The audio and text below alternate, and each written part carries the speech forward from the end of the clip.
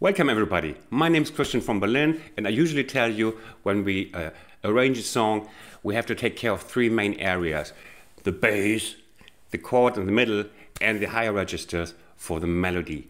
But that is not always necessary. There is a style of music in its own right that does not make use of all what we can use. A piano can orchestrate, but it doesn't have to.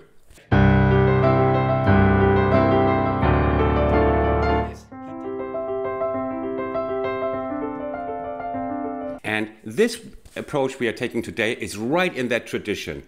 It's not like the full simplicity of just, hammering down the full chord, bam, bam, bam. But, playing the chord with a certain pattern that has its own sound and sounds great, sounds more fragile, but can sound very beautiful. I hope you enjoy it. We'll be using to display the chords. They're as old as my old first bicycle, like from the 17th century. And what effect does it have? It sounds classical. It's almost as easy as just play the chords. So the basic pattern we will use is 1, 2, and we'll stick to this pattern like a dumb horse. Always stay on the same path. And then we'll add the melody, and the step after that will be that we add one more chord note to the melody to make it just a little bit richer. Okay, but first we will have a look at the chord and the simple melody. So we are here. Hey, Jude.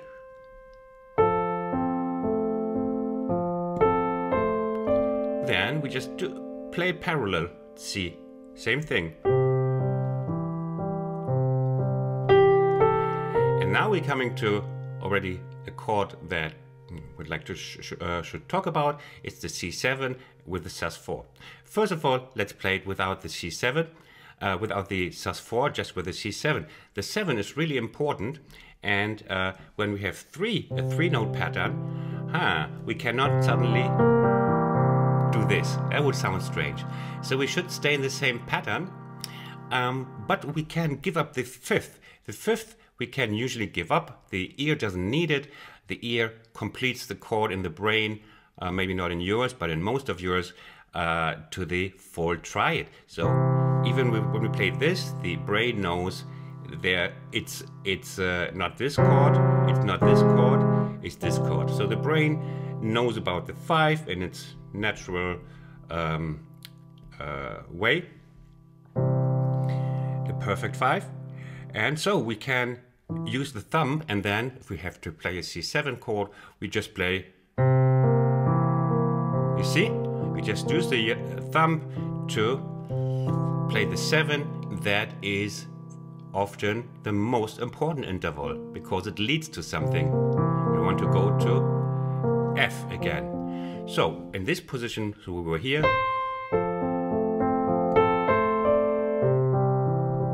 Now,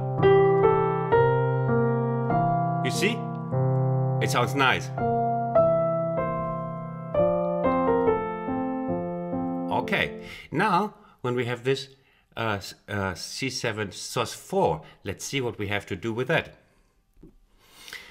You know that the sus4 is replacing the third, the major third, it's instead of the third. So, and that's now quite easy. So, this is replacing the fifth, and this is replacing the third, and then we have what we want, or what the composer wants. And now we solve it. You see? Suspended. And then going down to the regular C7. And going back to F. Is that clear until now? I think so. That's a very easy mechanism that I also use sometimes. Sometimes if I play ballad, I use that even as a full means of displaying the chord. Now we go to the B flat, Also, this dissolved version of the chord has the advantage where sometimes the full version, especially down here, sounds muddy. Yeah, it sounds muddy, but if we don't play them all at once, we can reach out deeper without it being too, what's it called, too dirty and too muddy, basically. So.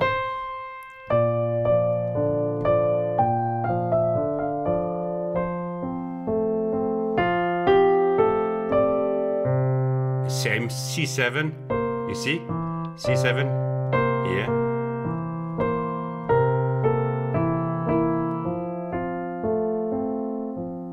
Then it repeats. So this is would be the first step. And now let's see, before we go to the B part and treat it just the same, I want to show you how to give that melody just a little bit more life. Of course it sounds nice and fragile if we play it like that, but we could also add a note. And the way we do it is just a simple principle. We always take the nearest chord note down. If we add chord notes on top, like this is the melody, if we take a chord note on top to enrich the chord, it's a mistake because then suddenly this sounds like the melody. So, melody, we are in F now, and the nearest chord note is the root. And we choose, also by rule of thumb, we choose in a ballad, we choose the 1, the count number 1. 1. Yeah? In the ballad, the counts 1 and 3 are the most important ones. When we play more syncopated music, then, or play it as a funky version, I don't know.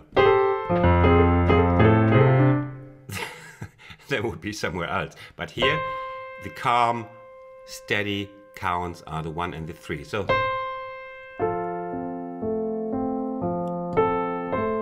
now we go to this melody note is here. The chord C is coming up. So this is the chord. We use the next chord note under G. It's the E. Yeah. So again. Now. You see? It sounds nice. It's a third interval, always sounds nice. Nice and sweet.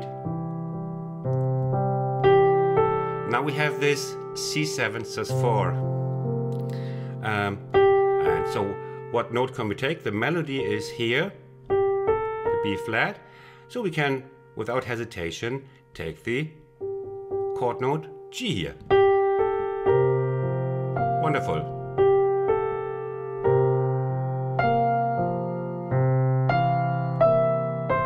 And here, melody note is D. You would say, like, Christian, you just said it's the nearest chord note below the melody, and that would be C. But you can guess that it sounds crap here. It's too close. It would result like, it's true, melody, closest chord note would be C, but the second is too clashy. Yeah, so we would take then the A, the major third of F, like, yeah? Now comes the B. Here's the D in the melody. Nearest chord note. Are you with me? Are you thinking with me? Come on, people. What note should I add, in your opinion? Right, the closest chord note is, of course, the B flat here.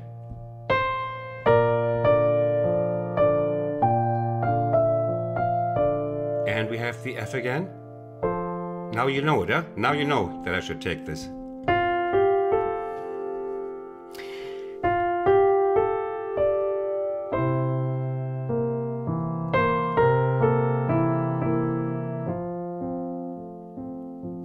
Here. Then we have the C7. And here, for example, we have the C7 now, and we have the C7 and the melody note is the C. This goes down the drain. Oh, Siri, come on, please. Siri always wants to talk to me. Or maybe she just likes Beatles. Fuck off, Siri. Okay. So this nearest chord note is clashing, you know already. We could play the 7. Yeah, why not? No. So, melody note is, and on the 1, we have the C, so the B flat is going down the drain to clashy. So, the nearest would be the 5. But here we'll also give you a tip. Look at this. In this case, if you can grab the 3rd, it sometimes sounds a little nicer. Yeah, so if you do this for a while, you will see that if you can, the first rule would be, of course, the nearest chord note. So that would be the G. Yeah? But you see, you hear the sound. Now compare the sound to this one. It sounds nicer, huh? Because here we have we grab the major 3rd, and to grab the 3rd over another interval is slightly preferable. Yeah. So, but you know, first start with the rule of thumb. That would be the G, and then with a little routine, you might find out that if you can grab the 3rd of the chord instead of the 5th, then prefer the 3. You can also hear it. That's basically my hope, you know, that you actually hear it.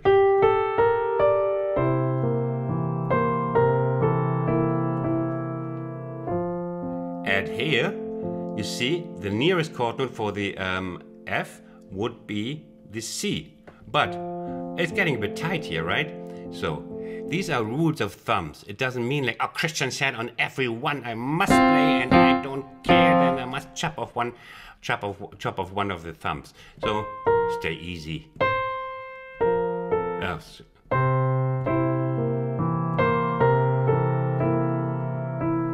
Here, and then you just play one note. Nobody dies from it, okay? Not that I know of, okay? So this was the first part, having added one more chord note to make it richer. And then, of course, you can also play this. If you want more choruses, then you can. Here's especially nice if you have one more chord note up the octave, because here the sound becomes thinner. So it's more valuable than to have an additional chord note. Yeah. Then we go to the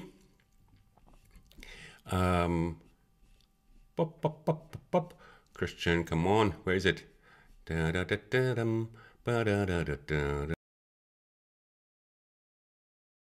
So,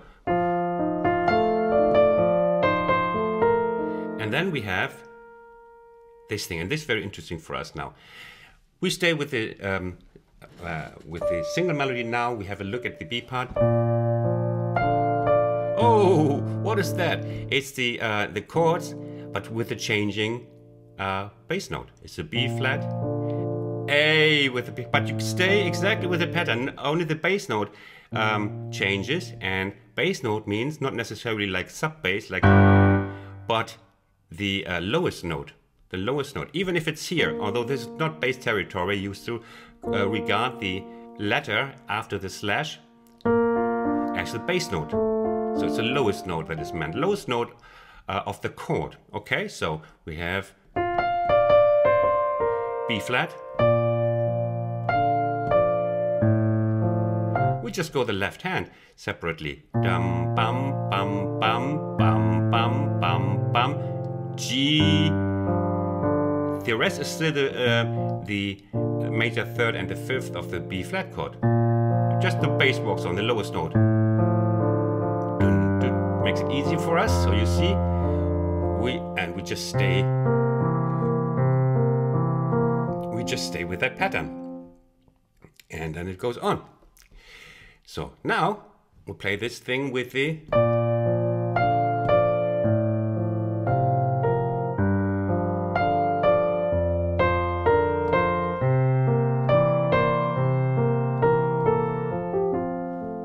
Okay, now you know the trick.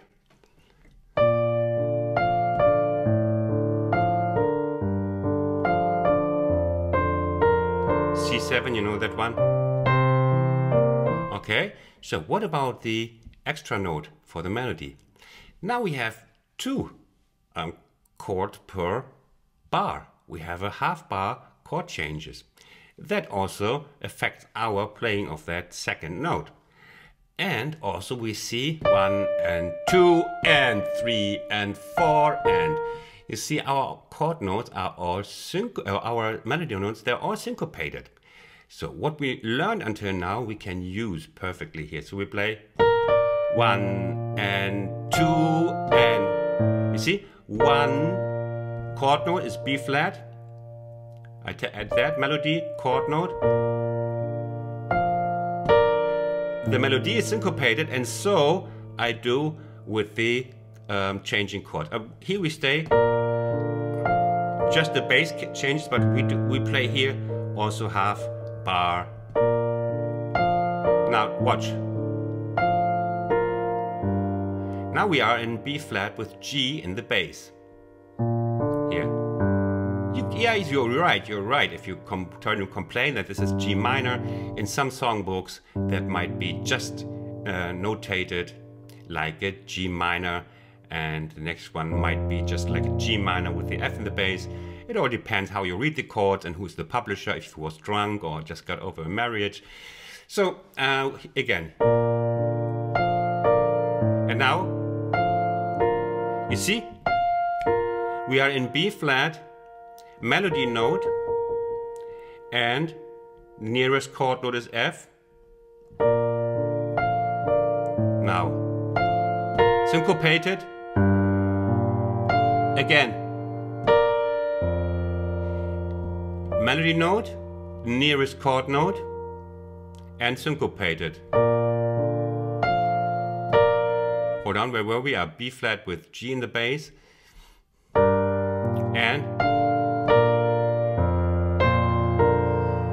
it goes on here. Again syncopated.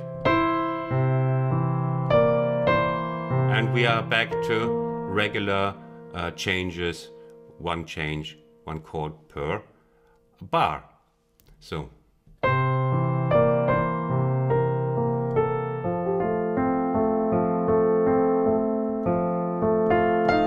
you see, add the 7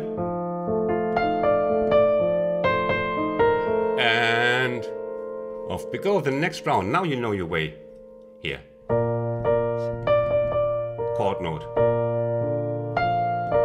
melody, chord note, melody, chord note, melody, chord note, C, and we prefer the third to the fifth.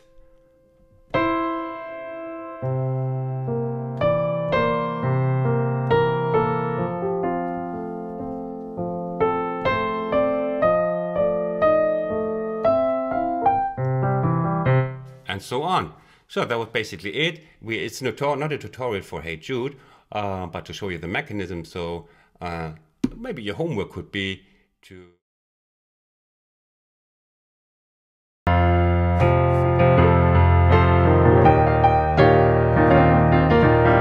How was it?